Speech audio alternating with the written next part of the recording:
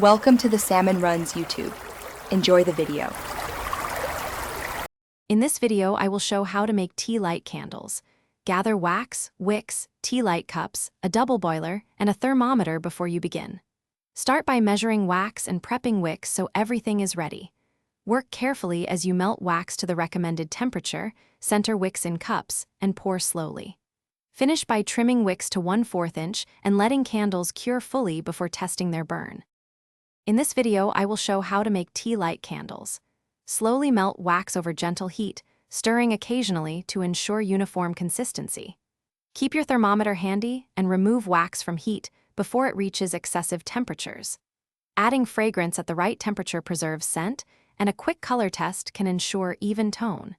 Maintain steady hands when pouring so cups fill evenly and air bubbles are. In this video, I will show how to make tea light candles.